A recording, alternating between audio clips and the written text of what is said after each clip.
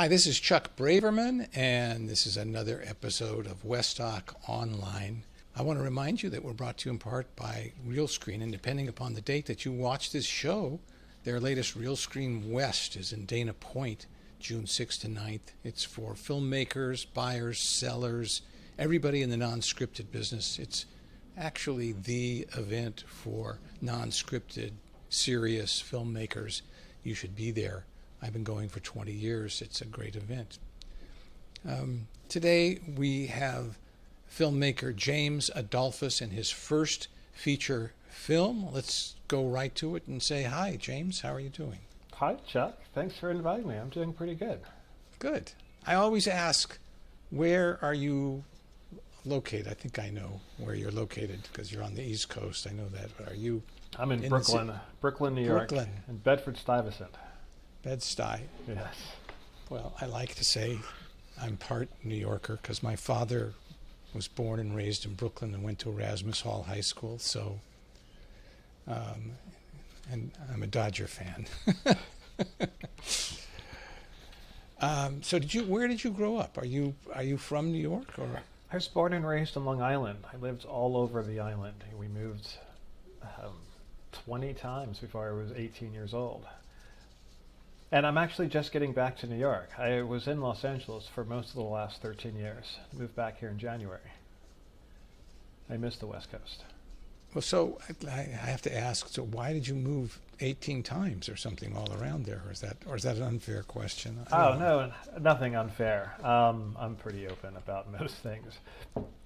It was a tumultuous upbringing. You know, my parents were together and then apart and together and apart over and over, and I think they enjoyed the honeymoon period of romance, and so every time they got back together, they moved into a new house. I guess so that there was hope in something fresh and shiny. And you have siblings? I do. I have 3 sisters and a brother, but no one lives in New York anymore. Everyone left the East Coast, fled. And why did you move back to New York? For love. Okay. I fell in love with a really wonderful woman, and she was in the Bay Area at the time, a native Angelino, but she wanted to give New York a go, and so much of my life and career still exists in New York. It wasn't a challenging coast to, wasn't a challenging switch. Coming here is easy. What's your background? I mean, I know you went to AFI, and where did you go to school before that? Where did you? I went to a few schools. I mean, I grew up on Long Island, as I was saying. I'm Puerto Rican and black. We didn't have a lot of money, and there was a lot of. There is. I mean, tumultuous is to be, has to be sweet. And when I left high school, I went directly to John Jay College of Criminal Justice. I wanted to become a police officer and sort of right some of the wrongs of my childhood. But about 1.5 years into John Jay, our professor screened a documentary about cinematographers. It's called Visions of Light, and it changed my life. I mean, I went home, got an application to the School of Visual Arts the next day, applied to film school, and never looked back. But it wasn't a direct path for me. John Jay College of Criminal Justice is part of the New York CUNY system. The city university, it's heavily subsidized. I could afford to go there. But 1 year into the School of Visual Arts was, it was very clear that I couldn't afford myself or my family a private art school education. So I would leave and get a job. I was an audiovisual technician for 5 or 6 years at the New York Marriott Marquis in Times Square, and taking night classes at NYU in cinematography, trying to fill in information gaps. And I held on to my contacts, my friends at the School of Visual Arts, and as they continued to earn their degrees, I would borrow knowledge from them. I was going to ask about night school. Is that UCLA has what they call extension class here, so you don't have to be admitted to something like UCLA. Is that like extension class at NYU? Yeah, it was a part of their continuing education programs. And it's really funny because the classes are, in fact, at nighttime. And how was the AFI? How did you end up there? Was that difficult to get in? And how was school there? I mean, AFI was an amazing and very expensive, but a phenomenal experience. But I didn't end up there directly. When I was young, I was 30 years old, and I was a father. I had spent most of my 20s learning how to make documentaries. I had two really great mentors in my life: Mark Benjamin, who's the storied documentary cinematographer, and his business partner, Mark Levin. I couldn't find work early in my career in the early aughts. 9/11 had sort of decimated the industry in New York, and I was at the very beginning of my journey. So I ended up taking a volunteer position in 2004 at a university in the Palestinian territories, and spent 4 months there teaching documentary filmmaking very poorly. Came of age, came home, and then met two very prominent Jewish filmmakers, Mark Benjamin and Mark Levin. I was getting the whole experience of culture. But I would spend the next 5 years with Mark, and the last writer's strike, ironically enough, launched my career as a documentary cinematographer. We were trying to sell a series, Brick City, and no one was biting it, but the moment the writers went on strike, we were able to sell it to Sundance. And that's where I started in television, and promptly left directly after that to the AFI. Well, that is an interesting timing, because we have at Westdoc on the website, we have a news doc news page where I try and put a lot of the latest news. And I think the latest story on right now, or two stories, is actually a newsletter from Peter Broderick, who was this distribution guru, and he says the heyday of docs are all over. And then another story that says, hey, wait a minute, there's a writer's strike going on. Doc filmmakers better, get your gear ready, because they're going to be greenlighting a lot of shows if this strike goes on for a while, which, both of the stories are at least partially accurate for instance, and I'd be interesting to see what happens over the next couple of months. I certainly don't hope that this writer's strike lasts too long, because it's not good for anybody, but it could be good for a couple of nonfiction filmmakers. I don't know. So let's take a look at the trailer right now. Was the wife you played kind of an idealization of the American wife? There is no such woman. Most of them are wretched nags. Yes, I think we all have our moments. Laura Petrie broke down and cried. She was nasty and short-tempered. And she was also sweet and soft, and she was many things. Oh, no. I think she was sort of a strained idealization of the American woman, as she thinks she is, but they had no connection with reality. Mary Tyler Moore was America's sweetheart. Hardly anybody knows comedy like she does.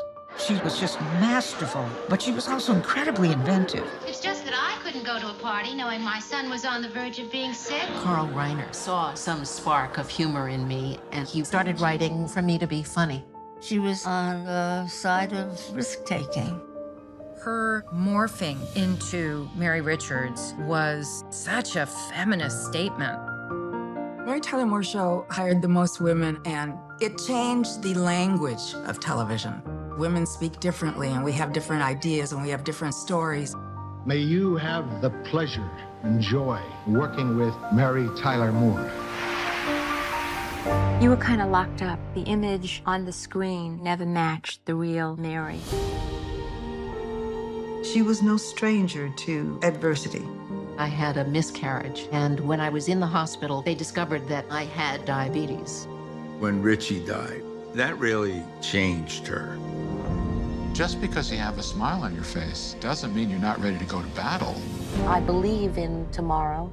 I believe that things that are painful will not be as painful in some time. It's not the end of the world if I'm not perfect. Mary spoke to all of us. Women could have careers, could stand on their own 2 feet. Mary, we love you very much. Her 7 Emmy Awards, her 3 Golden Globe Awards, and her Academy Award nomination are only the beginning of the story. I think she was meant to spark fire with a very delicate match. Women are, or should be, human beings first, women second, wives and mothers third. It should fall in that order.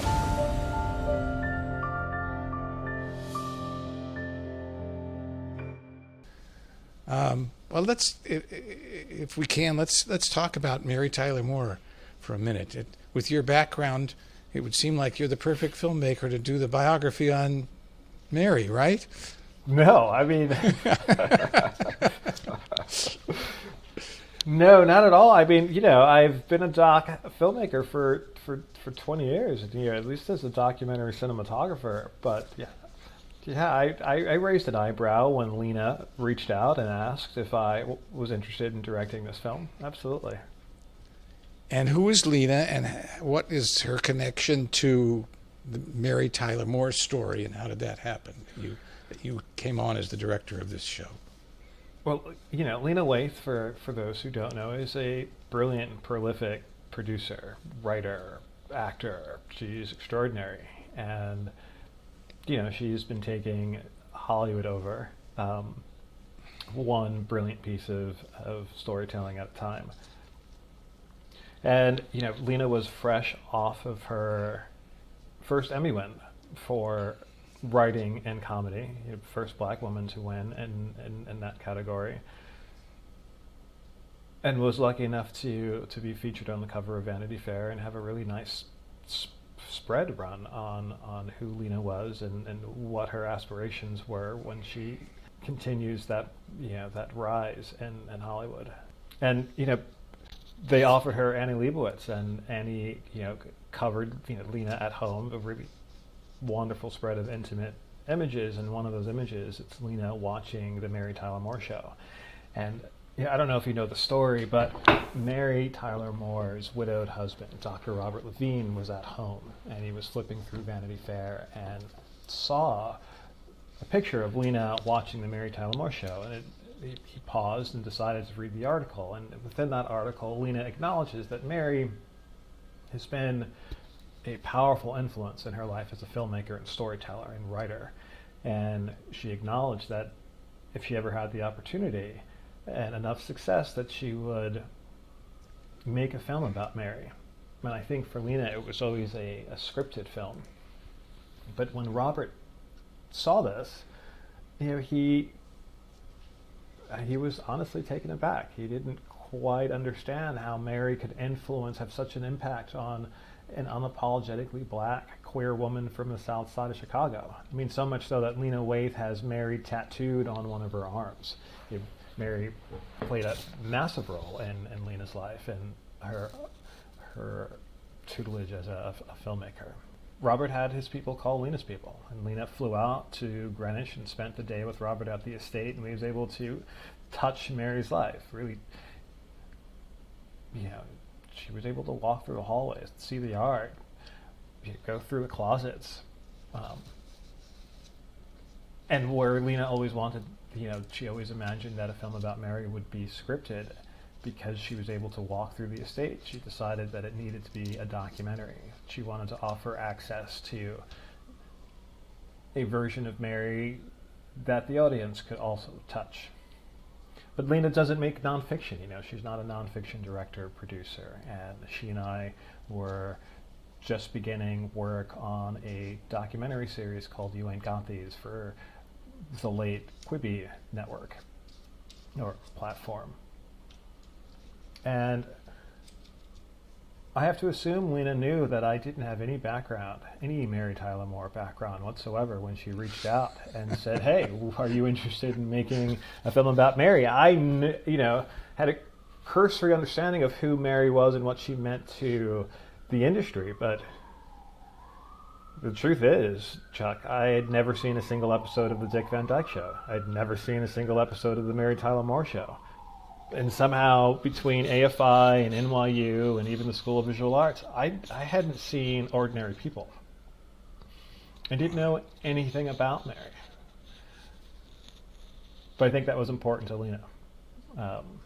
She assumed and she understood that I was a thorough filmmaker and researcher, and she didn't want a fan to come onto the story.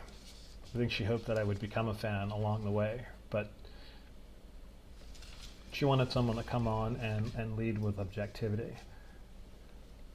And of course, that doesn't get around the fact that there are plenty of brilliant women in the world that lead with objectivity. So there is the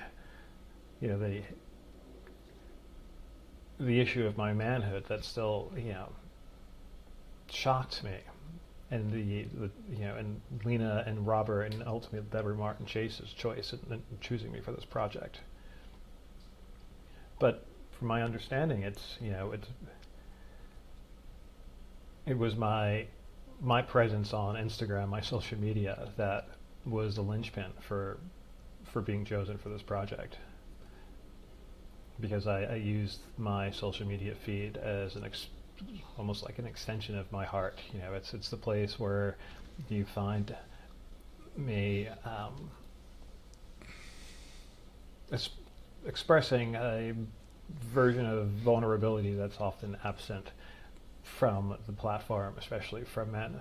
And there I just talk about what it is to be a father, what it is to be a man, what it is to suffer or to overcome. And I think in that they were able to trust my moral compass. And I must say, the film is thoroughly enjoyable and on many, many different levels. I mean, the difference. I did grow up watching Mary Tyler Moore, and I was a huge fan of Mary Tyler Moore, and but a lot I didn't know about her, and that I learned from watching your show, and you made a couple of really interesting choices in the making of the show. One of them that stuck out to me, and which I thought was especially surprising for somebody who has a background of an Emmy-winning cinematographer, is I noticed there are no on-camera interviews. And you have quite a few, terrific interviews in the show, but they're all voiceover. And I'm imagining that some of them obviously were because maybe you didn't have the picture and some of the people are no longer around, but there were a lot of people who you have in the show that are around, and you only hear their voice and you get a lower third. How did that choice come about, just out of curiosity? Chuck, I'm very happy to share how that choice came about, because it was, yes, I've been a cinematographer for 2 decades, but we also set out to make a film that was about an artist, but the film itself was its own piece of art. And we didn't early in set out to actually cover up the interviews. What we were doing, because there was a dearth of Mary Tyler Moore content, it was very surprising, because Mary loves holding on to sentimental objects, in her library at the estate. Mary has every script that she's ever touched, bound in leather, in volumes on the shelf. It's very, very neat. She has scrapbooks from high school. She saved everything. And yet, for most of the edit, we never stumbled upon home movies. We couldn't quite figure out why we couldn't find unguarded moments with Mary Tyler Moore. And so early in the process, we liberated ourselves from some of the strictures of documentary filmmaking and decided to borrow from early pre-1950s cinema to use as metaphors, stand-ins for some of Mary's life, some of the versions of herself that are presented in her autobiography, but were never present in her public-facing world, in the interviews that she has given or in images that paparazzi might have captured. We were having a lot of fun playing with archive in that way, and how that archive was interacting with some of the interviews that we were doing, or some of the interviews that we were just finding with Mary, with, you know, interviews with David Susskind or Rona Barrett. And 8 months into the edit, we felt like we had a rough cut that was coherent enough to show to Lena Waithe. And it was a 4-hour rough cut, and we felt that we had done really great work because, you know, we had worked it down from 8 hours. And, you know, I flew out to LA because we were cutting in New York and spent a long evening with Lena. And she said something that was really surprising when the film was done. You know, she was like, I understand why you guys do this thing in documentary where you step back and you cut to the interview, or you guys explain something. She's like, but every time, you know, you guys were in this world of archive that you're creating, it was magic. You know, I'm a fan of Mary, I'm a super fan, and I want more of that. I understand why there are interviews, but why do I need to see these folks? Can't I just hear them? So you shot interviews we shot in that cut with people on camera talking, talking heads. We shot very beautiful, very elegant interviews, and we covered everything up. Which is amazing considering that you were the cameraman, right? Yeah, but you know, I as a director, I'm not sentimental about my work in that way. You cut the cameraman right out of the show. That's right, immediately. He still got credit for the work that he did, but I remember doing an interview with Carl Foreman years ago when he was producing a movie that I was like an intern on. And he was the producer and the writer. And we had this conversation of the conflict that he had as the producer and the writer, that, you know, as the writer, he wanted everything in the show, but as the producer, he kept cutting stuff out, which reminds me of that. Did alarm bells go off somewhere in the production where somebody must have said, wait a minute, we're going to have to pay for all this archive? And how was the budget estimated for the archive? How was that done? I think if the question is, did we go over budget on archive? Yes, very, very much so. And it became very tricky at the end of the process. I mean, if I laugh now because we would have saved so much money if we just went in and recorded audio interviews. If we led with that intention, it would have been really great financially for the film. Unfortunately, we didn't lead with that intention, and yeah, it shot the budget up dramatically. So much so that we had to make funny choices because we're licensing material from so many different people, and the rules are slightly different. So, you know, some folks, you know, we're paying $13,000 per clip, but if we wanted to splice out the ums and the ahs and trim down a conversation, every time we entered a splice, it meant another $13,000 because with one licensor, it was a brand new clip. And so there are places in the film, in order to save 50 grand here, $80,000 there, we had to include ums and ahs. And it was tedious in order to stay as close to being on, you know, to budget as possible, because I think when we first ran the numbers before we made some trims, we were $400,000 over, and there was no place to just find $400,000. We really had to be clever in how we approached the archive at that point. So when did HBO come into this? Were they in from the beginning? And were they a part of the budget making decision, or were they after the fact? HBO came in long after the fact. As a matter of fact, you know, Endeavor Content, formerly Endeavor Content, now Fifth Season, they came in very early, and we're always excited about the project to finance.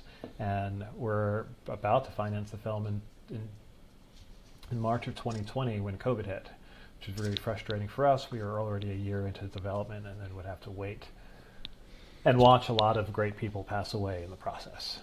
Carl Reiner, Cloris Leachman, Ed Asner. CNN was actually in the mix from very early in. In 2020, CNN was very interested in acquiring this film. Who was? I didn't hear the last. CNN Yeah. Films. Yeah. Okay.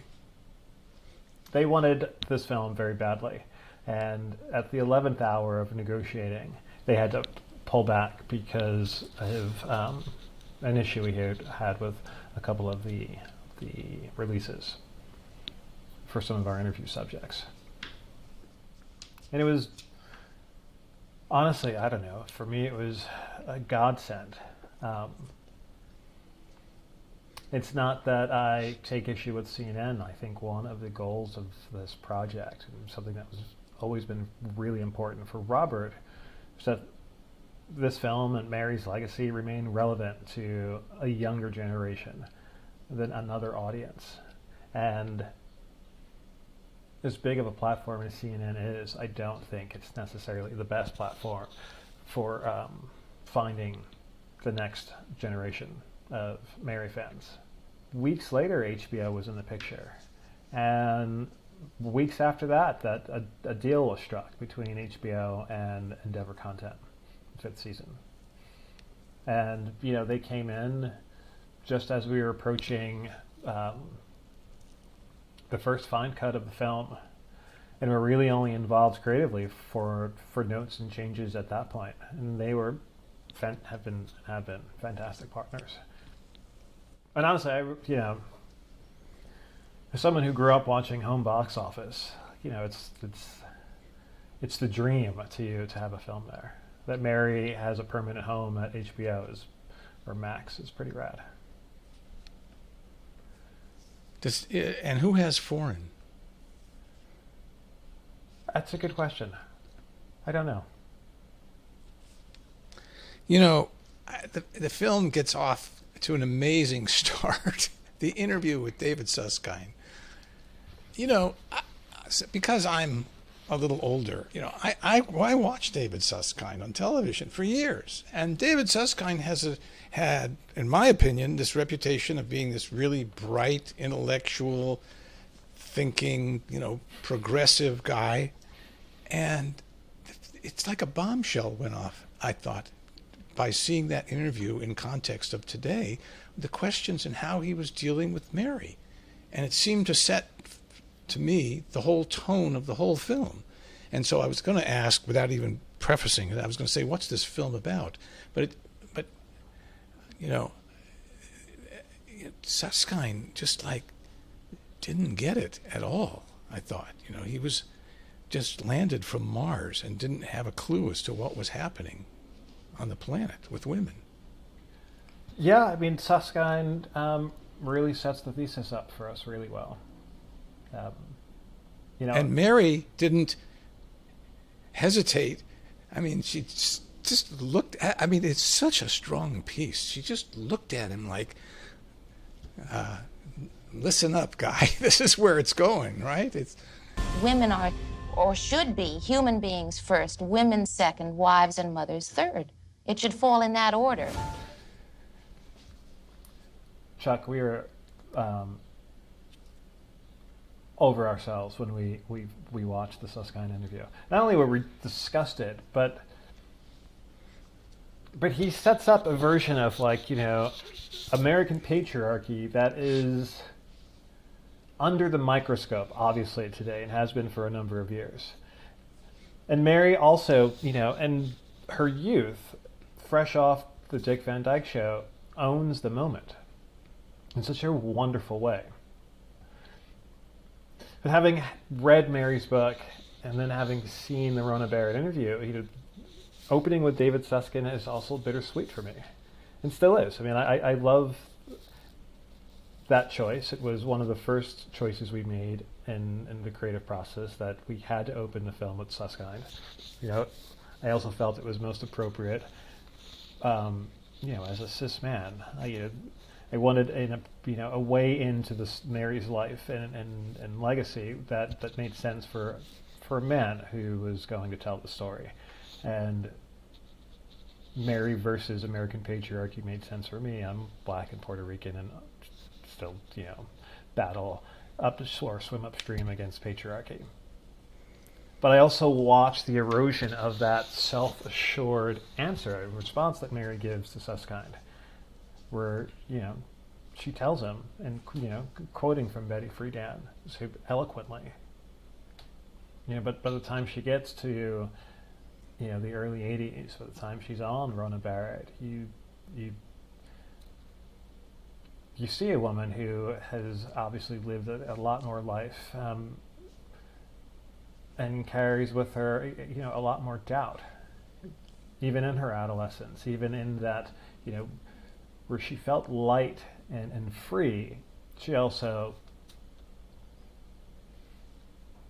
was like many folks, but a lot of women who are, have spent decades measuring their life and their value against a metric that was set, by a bunch of men in this country that have designs for women. There was another moment in the film that I thought was rather shocking in some ways, and I think it'll be really shocking for people of your generation that didn't grow up when I grew up. There's a moment when they're talking about the making of the pilot of Mary Tyler Moore and the structure, and I forget who said it. I'm sure you know, of what you could not do on CBS at the time. And this was, I don't know, what was the dates when the Mary Tyler Moore show? I mean, you could not show divorce or Jews on CBS. Sort of their unwritten rules. I mean, we know about, Ozzie and Harriet being in separate beds and all that, and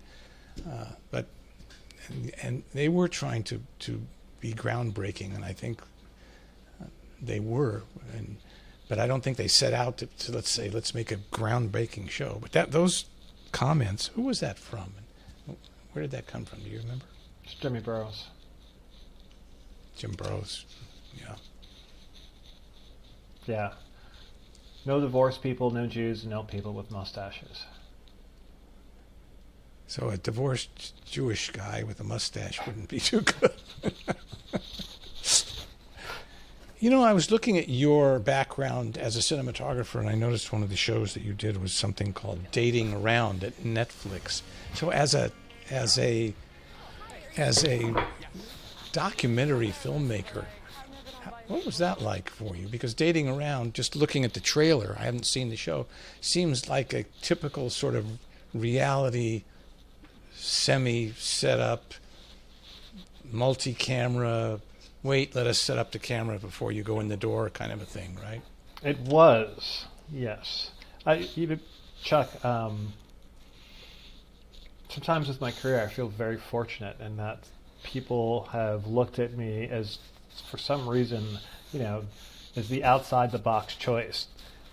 When I was called by the producers of Dating Around to interview, I told them I was flattered, and I did ask them if they had looked at my reel, because nothing at my reel suggests that I belong in the reality TV and especially the dating genre. But they told me that it was because I don't have that background at all that they were interested in working with me.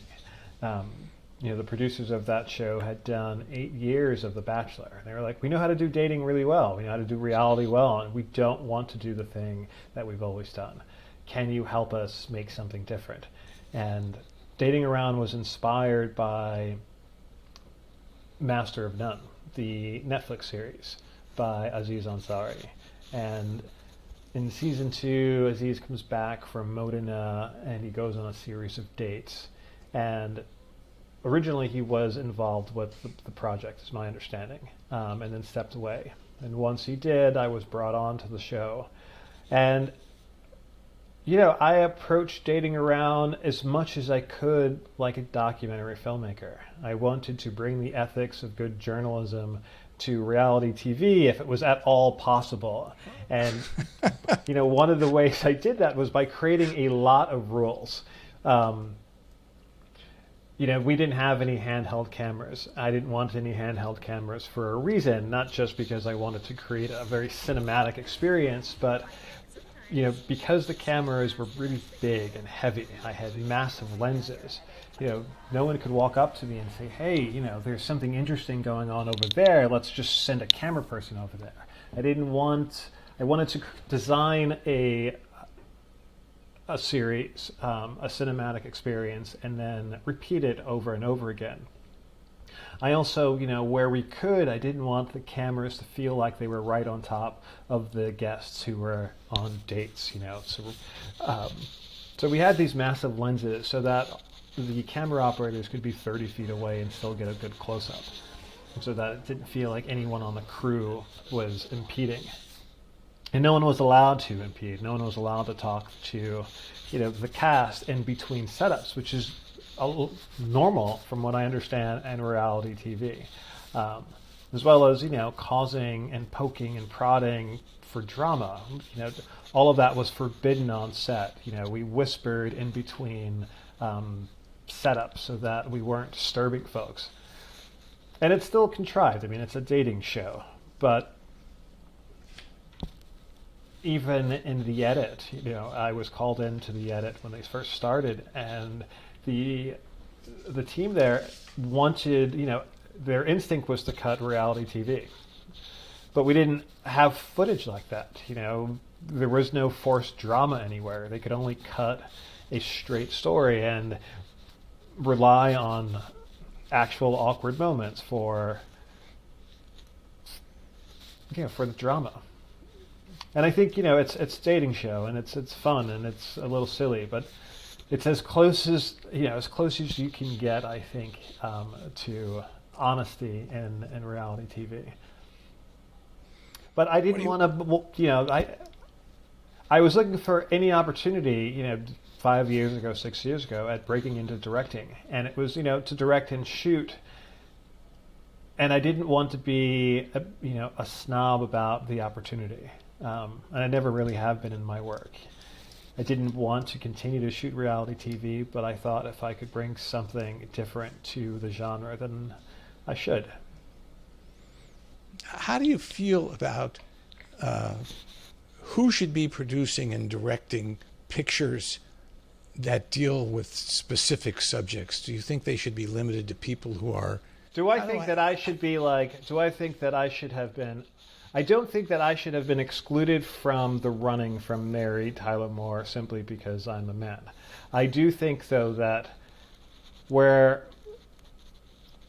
folks are excluded, I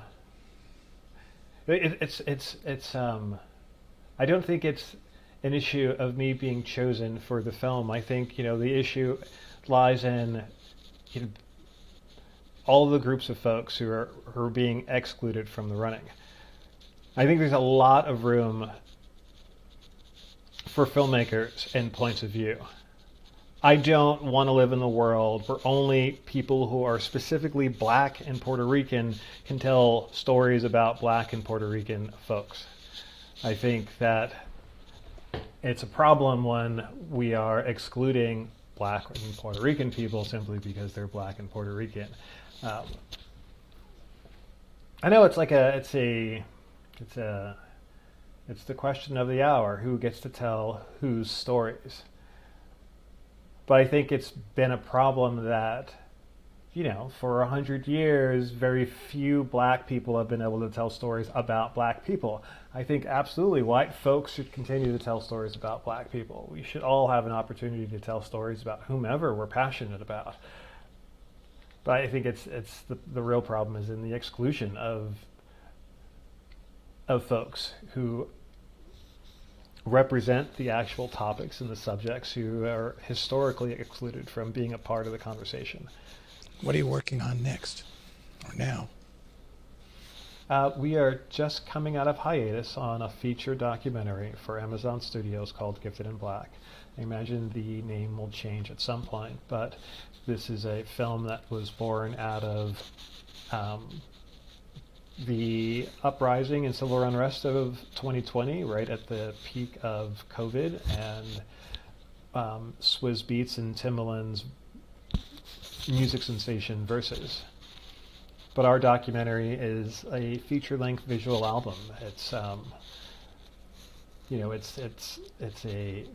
it's a look at the 300-year journey of Black music set against the backdrop of COVID.